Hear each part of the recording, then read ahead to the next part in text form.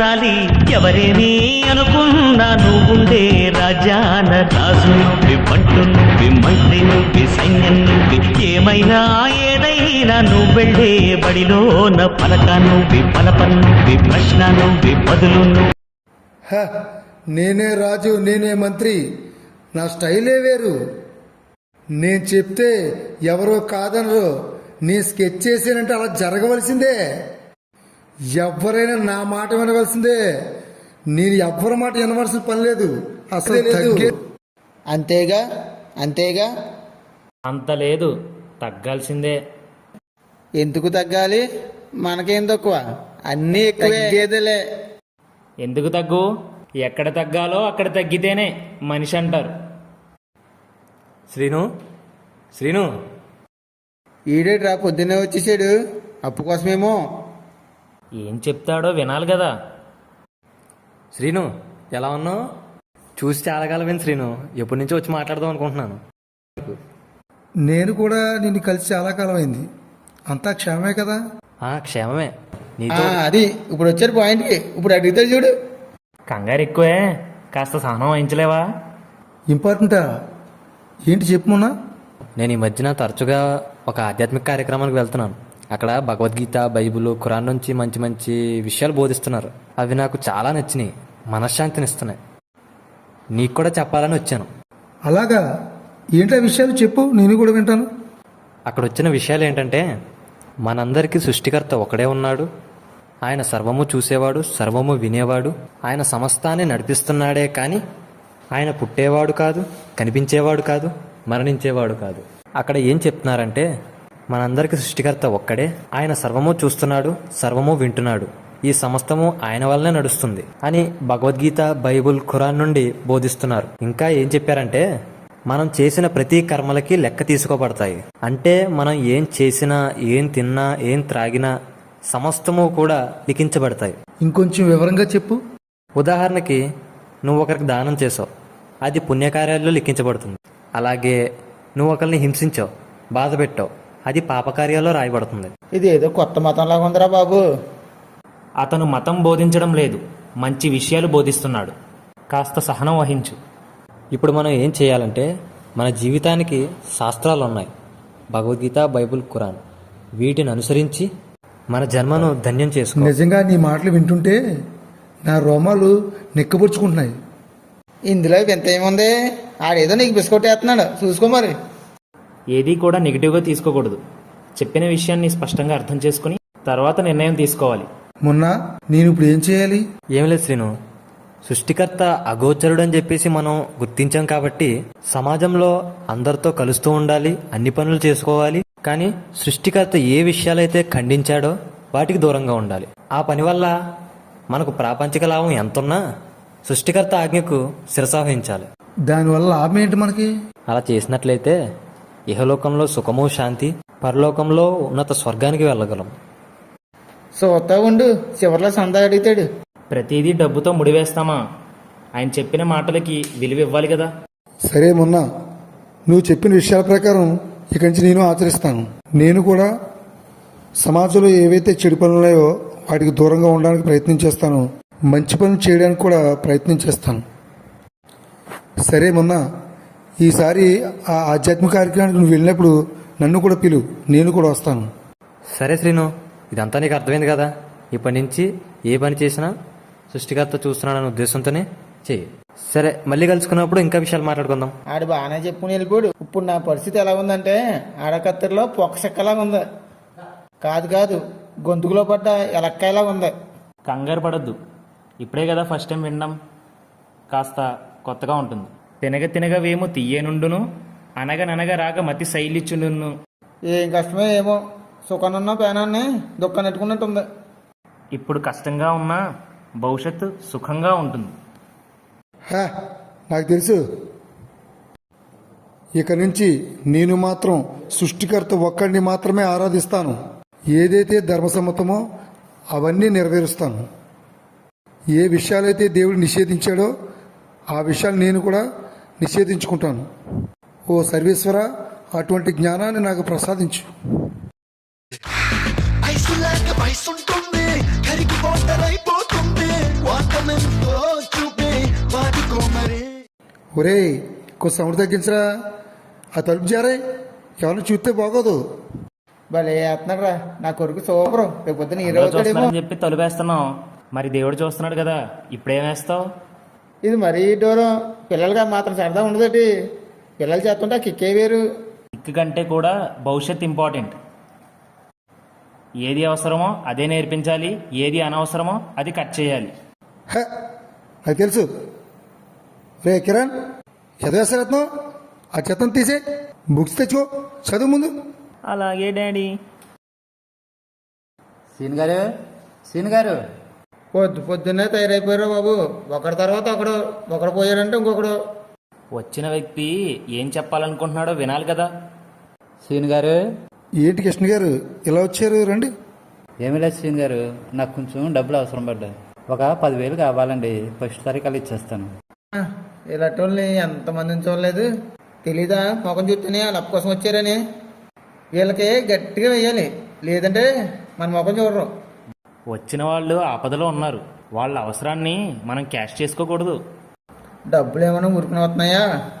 డబ్బులేమో ఊరికే వస్తున్నాయని అనట్లేదు, కానీ మనలో సేవాగుణం ఉండాలి. ప్రస్తుతానికి నా దగ్గర కూడా డబ్బులు లేవు.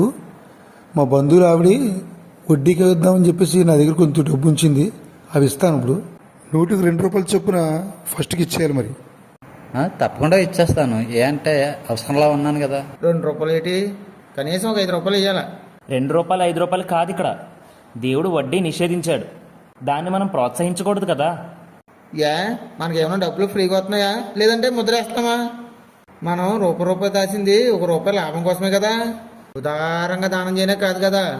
సృష్టికర్త అయిన మన దైవం మనం దానపరులుగా ఉండాలని, దానగుణం కలిగి ఉండాలని ఆజ్ఞాపించాడు. ఆపదలో ఉన్న వాళ్ళకి సహాయం చేస్తూ ఉండాలి. వాళ్ళ రక్తాన్ని పీల్చుకోవడం ఉద్దేశం కాదు కదా. అదేంటి సీన్ గారు, అవసరం నాది కదా, నేను తిరిగి ఇచ్చేటప్పుడు ఎంతో కొంత లాభం అదేంటి ఇస్తాను. కృష్ణ గారు, నేను సేవా దృక్పథంతో చేస్తున్నాను అంతే, వడ్డీ కోసం మాత్రం కాదు. ఎందుకంటే వడ్డీని దేవుడు నిషేధించాడు. ఇదిగోండి కృష్ణ గారు, ఈ డబ్బులు తీసుకెళ్ళండి. మళ్ళీ ఈ డబ్బులే నాకు ఇవ్వండి, ఎక్స్ట్రా మాత్రం అసలు వద్దు నాకు. చాలా థ్యాంక్స్ అండి సీన్ గారు, అడగగానే ఇచ్చినందుకు. అయ్యి బాబోయ్, ఈ ధర్మం తెలుసుకోకపోతే నేను కఠినంగా మారిపోదునేమో. నా పరిస్థితి ఏంటి? అనయ్య ఏటీడు ఇంత ఆవేశంగా వచ్చాడు? ఏదో గట్టి ప్లాన్ వేసాడు. వాతావరణం చూస్తుంటే ఏదో సమస్య కనిపిస్తుంది నాకు. ఎరా తమ్ముడు, ఏంటి ఇలా కూర్చో, ఎలా ఉన్నావు? నా యోగక్షేమాలు పక్కన పెట్టు. గొడ్ల సౌడు పక్కనున్న స్థలం, అదే ఆ ఇల్లు నువ్వు కావాలన్నావట. అంటే సిద్ధాంతి గారు ఆ పై ముక్క పెద్దోడు తీసుకుంటే బాగుంటుంది అన్నారు, అందుకని చెప్పేసి అది నేను తీసుకుందాం అనుకుంటున్నాను రా. నువ్వు చిన్నోడు కదరా, ఆ చేను పక్క ఉన్న ఇల్లు నువ్వు తీసుకో. నాకు కుదరదు అన్నయ్య, చిన్నప్పటి నుంచి నాన్న నాకు అదే ఇస్తా అన్నాడు, అదే కావాలంటే కుదరదు. ఏంట్రా చెప్తే అర్థమవుతలేదా? అది నాది. కుదరదంటే కుదరదు, అది నాకే కావాలి. దానికోసం నేను ఎంత ఏ దూరం అయినా- తిక్క తిక్కగా ఉందేంట్రా? సాల్ తెలిసిపోద్ది మరి. జాగ్రత్తగా లాగేద్దామని. అది అంటే ఏమైనా తక్కువ వస్తుంది, 1.5 వస్తుంది. నేనేమైనా వదులుతానా? 6 గంట ముదురు నేను. తమ్ముడే కదా, తీసుకుంటే తీసుకొని, మీరిద్దరు అన్నదమ్ములే కదా, బయట వాళ్ళు కాదు కదా. అలా ఎలా కుదురుతుంది? లెక్క అంటే లెక్కే. తమ్ముడే, ప్యాకెటే. త్యాగాల పండుగ గురించి తెలుసు కదా. ఇబ్రహీం ప్రవక్త వారి చరిత్ర విన్నాం కదా. ఆయన తమ్ముడు విషయంలో ఏ వ్యవహారం చేశారో. తన తమ్ముడైన లూత్ ప్రవక్త వారికి ఆస్తి పంచేటప్పుడు శ్రేష్టమైన పాలిచ్చే పశువులను, బాగా పండే పంట భూములను, మేలైన గుర్రాలను, వీటన్నింటినీ తమ్ముడికి పంచి బలహీనమైనవి, బక్క చిక్కినవి బీడు భూములను ఆయన వంతుగా ఉంచుకున్నారు. మరి వారి జీవితాలు మనకి ఆదర్శం కాదా? మరి మన అన్నదమ్ముల విషయంలో మనం త్యాగం చేయలేమా? ఆస్తి విషయంలో మనం తగాదాలు ఆడుకుంటున్నాము, ఇది ధర్మవిరుద్ధం కాదా? అన్నీ ఇలా అనుకుంటా పోతే మనకే మిగులుతుంది చివరికి మట్టే. ఇబ్రహీం ప్రవక్త వారికి విశ్వాసుల తండ్రి అని పేరెందుకు వచ్చిందంటే ఇలాంటి త్యాగాలు ఎన్నో చేశారు కాబట్టి. మనం ఈ చిన్న త్యాగం చేయలేమా? గొప్ప కోసం చాలా మంది దానాలు చేసుకుంటూ పోయారు, చివరికి ఏ మిగిలింది? ఒట్టి చేతులే. గొప్ప కోసం కాదు, వారు త్యాగాలు చేయాలనుకున్నారు, చేశారు. వాళ్ళ జీవితం మనకు ఆదర్శం. మనం కూడా త్యాగమూర్తిలా ఉండాలని. శ్రీను, వీరబాబు ఏం మాట్లాడుతున్నారు? ఇందాకటి నుంచి ఆలోచిస్తున్నాను మీ సంభాషణ. ఎంతసేపు కొట్లాడుకొని ఆ ఇల్లు నాది ఈ ఇల్లు నాది అని పంచుకుంటున్నారే కానీ ఆ ఇంట్లో కనీ పెంచిన అమ్మా నాన్నల గురించి ఆలోచిస్తున్నారా? కనీసం మీలో ఒక్కరైనా? ఈడెవర్రా పానకంలో పురకలాగా వచ్చాడు? లేదు, సమయానికే వచ్చాడు. అసలు ఈ విషయమే మర్చిపోయాం. మీరు శ్రద్ధగా వినండి. ఒకవేళ ఆస్తిపాస్తులు దూరం అయితే మళ్ళీ సంపాదించుకోవచ్చు. అదే మీ అమ్మా నాన్నలు దూరం అయిపోతే మళ్ళీ తిరిగి వస్తారా? కాబట్టి ఆస్తిపాస్తుల కంటే ముందు బంధాలకి బంధుత్వాలకి విలువ ఇవ్వండి. హ, నాకు తెలుసు అర్జున్, నువ్వు సమయానికి వచ్చావు. నేను మర్చిపోయిన విషయాన్ని మళ్ళీ మేల్కొలిపావు. సరే తమ్ముడు, నీకు నచ్చింది తీసుకో. ఆస్తుల కోసం మనం దెబ్బలాడుకోవద్దు, ఇద్దరు కలిసే ఉందాం. అలాగే అమ్మా నాన్నను కూడా బాగా చూసుకోవాలి. మన ఇద్దరం కూడా కలిసి సరే బాగా అన్నయ్య, చూసుకుందాం. నేను కూడా దీనికోసం మరీ ఎక్కువేం పేచి పెట్టను. నువ్వు ఎలా అంటే అలాగే అమ్మ నాన్నని చాలా జాగ్రత్తగా చూసుకుందాం. ఓకేనా? సరే అయితే మరి మా అబ్బాయికి పెళ్లి చేయాలి, ఏమన్నా మంచి సంబంధం ఉందేమో అని చెప్పేసి ఒకసారి గురుగారు ఫోన్ చేస్తానండు. గురుగారు అసలు లేకోండి. వాలేస్సలాం. శ్రీను గారు ఎలా ఉన్నారు? నేను బాగున్నానండి గురుగారు. ఏంటి విషయాలు? ఏమీ లేదు గురుగారు, మా అబ్బాయికి పెళ్లి చేద్దాం అనుకుంటున్నాం. ఏమన్నా ధర్మంలో ఉన్న అమ్మాయిని ఏమైనా సంబంధం ఏమైనా చూస్తారేమో అని. దాందేం శ్రీను గారు, అదే మన సుబ్బారావు గారు అమ్మాయి ఉంది కదా, విశాలాక్షి. అంటే గురుగారు మా వాళ్ళు చూస్తే బాగుంటుందేమో అని చెప్పేసి అనుకుంటున్నానండి. అంటే మా బంధువులు గట్రా మళ్ళీ ఎవరికో చేసేసాడు అని చెప్పేసి అనుకుంటాం గట్రా ఉంటుందేమో అని చెప్పేసానండి.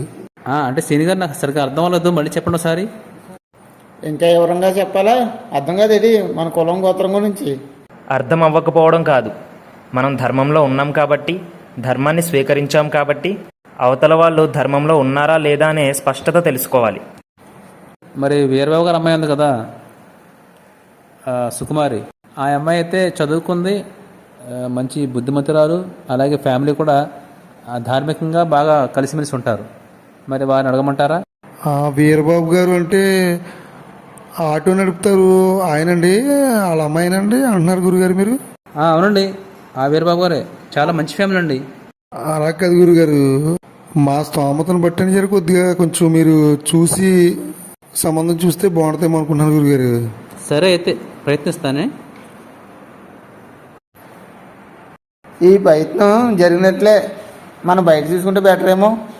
ఏ విషయాన్ని అంత తేలిగ్గా తీసుకోకూడదు. ధర్మాన్ని మనం నమ్మినప్పుడు, ధర్మ ప్రకారం మనం జీవిస్తున్నప్పుడు అవతలి వ్యక్తులు ధార్మికులుగా ఉన్నారా లేదా అనేది మనం చూసుకోవాలి. డబ్బు ఈరోజు వస్తుంది, రేపు పోతుంది, అది శాశ్వతం కాదు. మన విశ్వాసమే శాశ్వతం. ప్రేమలు ఆప్యాయతలు ధనాన్ని బట్టి ఉండవు. అమ్మాయి గురించి ఎంక్వైరీ చేస్తున్నాం కానీ అబ్బాయి ధార్మిక స్థితి తెలుసుకున్నామా? ఇలాంటి మాటలు విన్నాక చాలా బాగుంటాయి. అంతా అయిపోయిన తర్వాత కూర్చుని ఆడమే ఇంకేముంటుంది. ధార్మికత తెలిసిన అమ్మాయి ఇంటికి వస్తే భర్త సుఖంగా ఉంటాడు, అత్తగారు సుఖంగా ఉంటారు, మామగారు సుఖంగా ఉంటారు, ఫ్యామిలీ అంతా సుఖంగా ఉంటుంది. ధర్మం తెలుసుకుంటే మన ఆచారాలు మానేస్తామా, మన కట్టుబాట్లు మానేస్తామా, మన విధానాలు మానేస్తామా, మన పద్ధతులు మన దేన్ని వదలం, తగ్గేదే లేదు.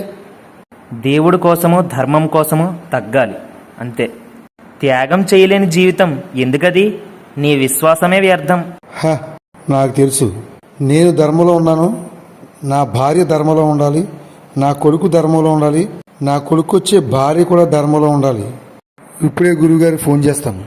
హలో గురుగారు, మా అబ్బాయికి సంబంధం ఎవరైనా పర్వాలేదు, ధర్మం తెలుసుకున్నటువంటి ఒక మంచి విశ్వాసిని చూడండి, రేపే చేసేస్తాను వారిద్దరికి వివాహం. ఈ స్కిట్ ద్వారా తెలియజేసేది ఏంటంటే, మనిషి నడిపించేది మనసు, మనసు కంటే వేగంగా స్పందించేది బుద్ధి. దానిలో కూడా సవ్యమైన బుద్ధి, వక్రమైన బుద్ధి అని రెండు రకాలు ఉంటాయి. ఈ రెండింటి మధ్య ఎల్లప్పుడూ కూడా సంఘర్షణ జరుగుతూనే ఉంటుంది. మనం ఒప్పుకున్నా ఒప్పుకోకపోయినా ఇది యథార్థం. ఒక విశ్వాసి మాత్రం ఆంతర్యంలో భావాలను పక్కన పెట్టి వాటి వ్యామోహంలో పడిపోకుండా దైవాజ్ఞకే విలువనిచ్చి తన జీవితాన్ని సార్థకత చేసుకోవాలనేది ఈ ప్రయత్నం. ఎవరి మనసునైనా నొచ్చుకున్నట్లయితే ఇది ధర్మం కోసమే అని ప్రేమపూర్వకంగా అర్థం చేసుకోండి. Thank you.